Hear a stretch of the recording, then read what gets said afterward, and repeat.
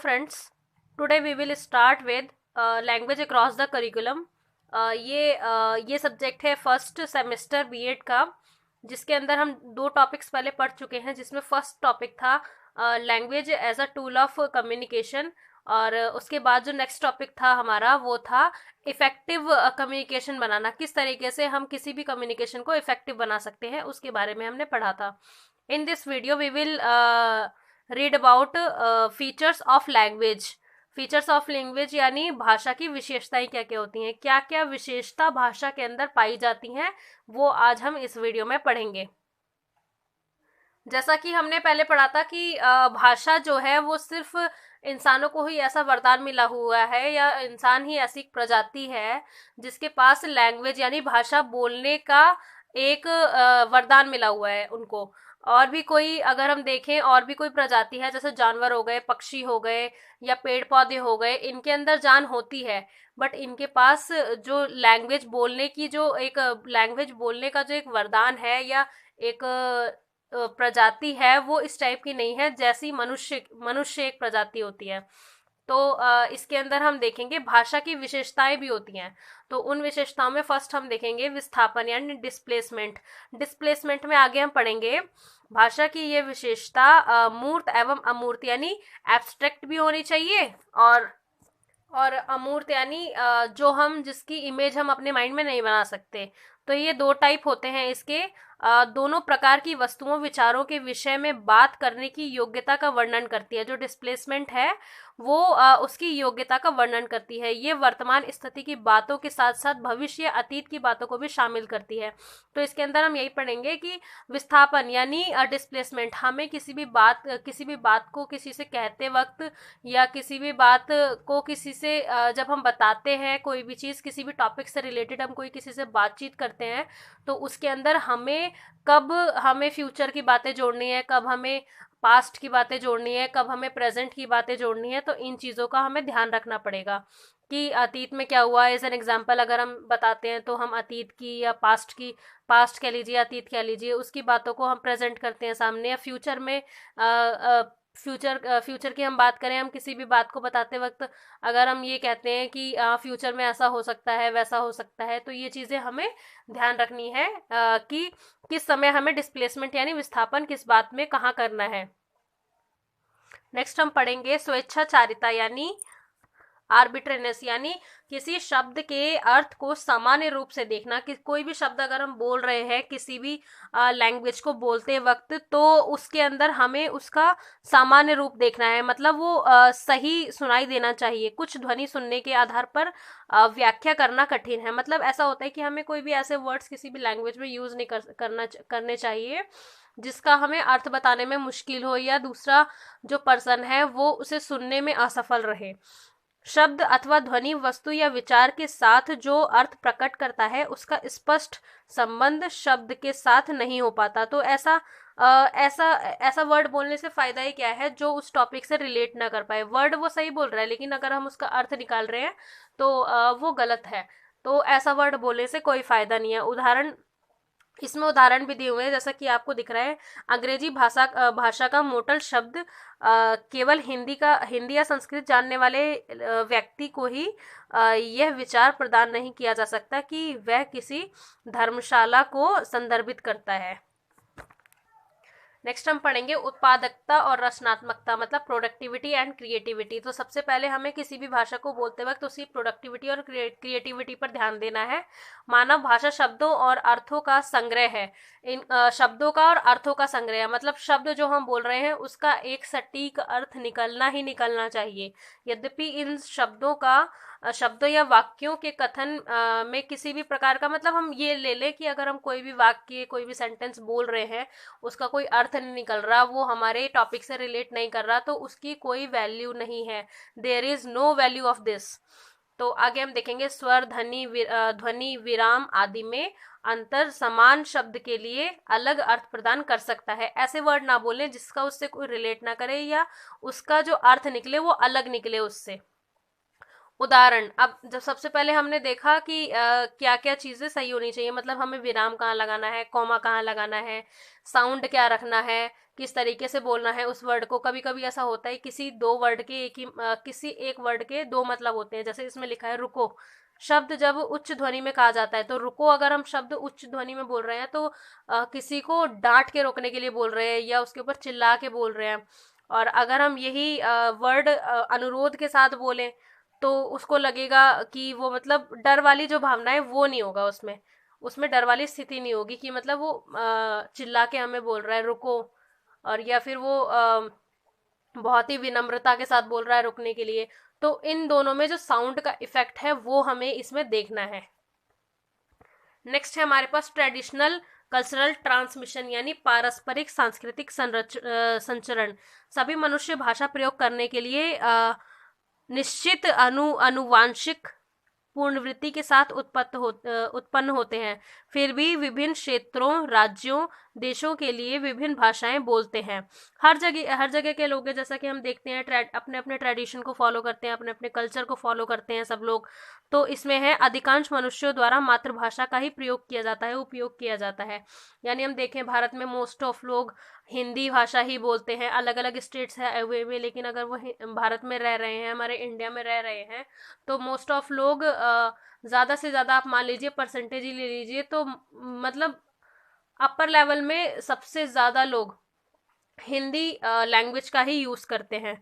और जो इंग्लिश है वो हमारी ऑफिशियल लैंग्वेज है ही, ऑफिशियल लैंग्वेज के लिए इंग्लिश का यूज़ होता है, लेकिन जो हमारी मातृभाषा है वो अभी भी हिंदी ही है। तो बालक और पारंपरिक या सांस्कृतिक वातावरण में अनुभवी भाषा उपयोगकर्ताओं से भाषा का अधिग्रहण करता है। प्रायः भाषा और संस्कृति एक साथ उत्पन्न होते हैं।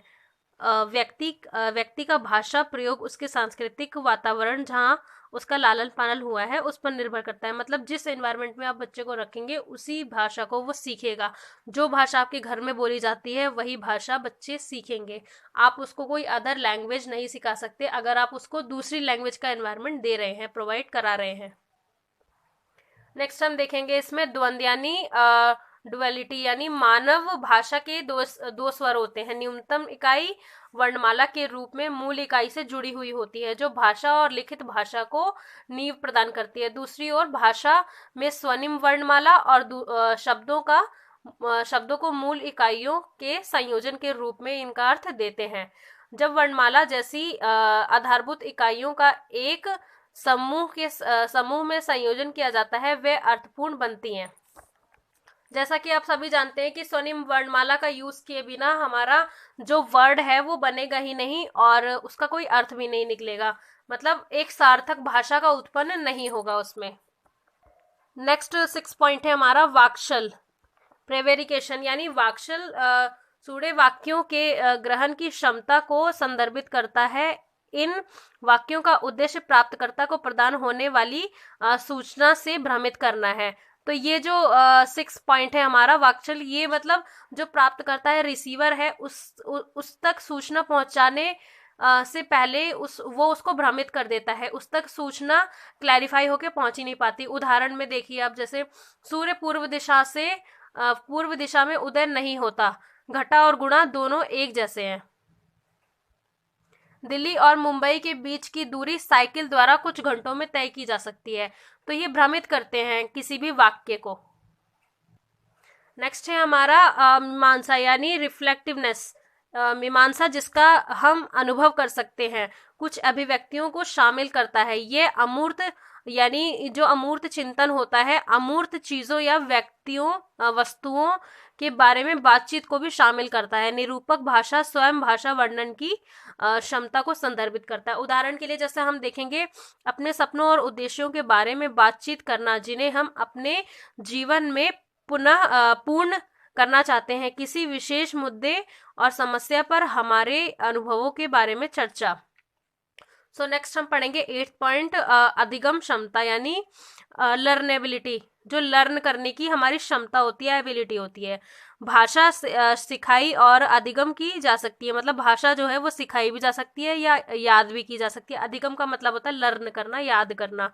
भाषा अधिगम के लिए औपचारिक प्रशिक्षण, मतलब वो एक डायरेक्ट ट्रेनिंग होनी चाहिए भाषा को सिखाने के लिए। अगर हमने बचपन में उस एनवायरनमेंट में नहीं, मतलब अगर हम उस एनवायरनमेंट में शुरू से रह रहे हैं तो हमें वो ऑटोमेटिक याद हो जाएगी भाषा, क्योंकि हम वही भाषा सुन रहे हैं हर जगह। लेकिन अगर हम उस भाषा के नहीं है, मान लीजिए हम इंडिया में रह रहे हैं और हमें जर्मन या फ्रेंच भाषा सीखनी है, तो उसमें हमें उसको लर्निंग करना पड़ेगा उसके लिए। तो भाषा अधिगम के लिए औपचारिक प्रशिक्षण या किसी शैक्षणिक सत्र के माध्यम से सीखना आवश्यक नहीं है। तो ज़रूरी भी नहीं है कि वो एक डायरेक्ट वे में कहीं हम ट्रेनिंग लेने जा रहे हैं, लेकिन फिर भी अगर हम उस एनवायरनमेंट में नहीं रह रहे तो हमें ट्रेनिंग लेने की ज़रूरत पड़ेगी। एक तरीके से वो एनवायरनमेंट थोड़े दिन के लिए हमें चाहिए होगा, क्योंकि हर लैंग्वेज की एक ग्रामर होती है, हर लैंग्वेज के अल्फ़ाबेट्स अलग होते हैं, हर लैंग्वेज के सिंबल्स अलग होते हैं, तो हमें वो चीज़ें सीखने की ज़रूरत पड़ेगी। नेक्स्ट हम पढ़ेंगे 9th पारस्परिकता यानी रेसिप्रोसिटी, विनिमयता यानी इंटरचेंजेबिलिटी। तो इसमें भाषा संचरण केवल एक तरफा प्रक्रिया नहीं है। भाषा का जो संचरण है वो एक तरफा नहीं है।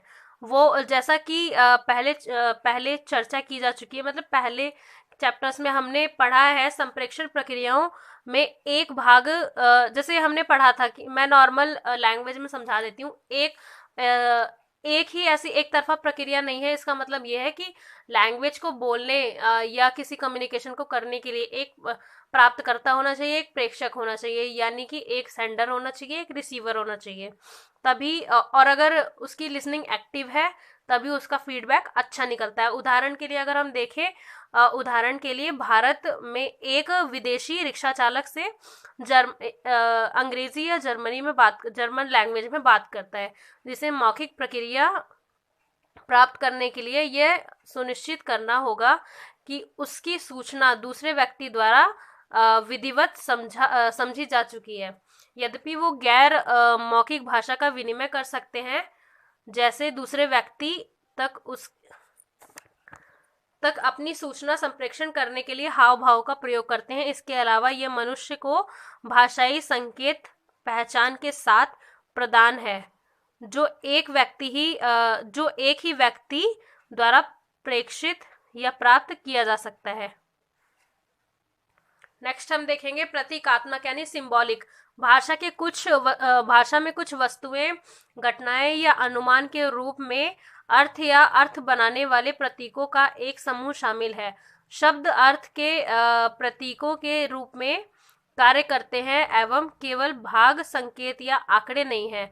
इन शब्दों की संकेतों के रूप में सही व्याख्या ही भाषा की बुद्धिमत्ता का स्तर निर्धारित करती है। तो सिंबॉलिक मैंने जहां तक बताया आपको, वस्तुएं, घटनाएं और अनुमान के रूप में अर्थ या अर्थ बनाने वाले प्रतीकों का एक समूह है। मतलब ऐसे सिंबल्स होने चाहिए किसी भी भाषा में जिसका कोई अर्थ निकले। आपने कॉमा कहीं लगा दिया और विराम चिन्ह कहीं लगा दिया, क्वेश्चन मार्क कहीं लगा दिया, तो उसका कोई अर्थ नहीं है।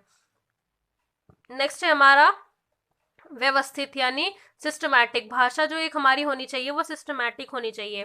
भाषा के प्रतीकों को एक व्यवस्थित क्रम में रखा गया है, मतलब एक व्यवस्थित क्रम है, उसका सीक्वेंस है, एक सिस्टमैटिक है। जैसा कि ऊपर परिभाषित किया गया है, प्रत्येक भाषा में इन प्रतीकों के निर्धारित एक अलग समूह होते हैं। हर भाषा की जैसे मात्राएं बोल ले हम या सिंबल्स बोल ले, कुछ भी, ये चीज़ें अलग होती हैं। ग्रामेटिकली हर चीज़ें अलग होती हैं। हिंदी अलग होती है, इंग्लिश की अलग होती है, जर्मन की अलग होती है, फ्रेंच की अलग होती है।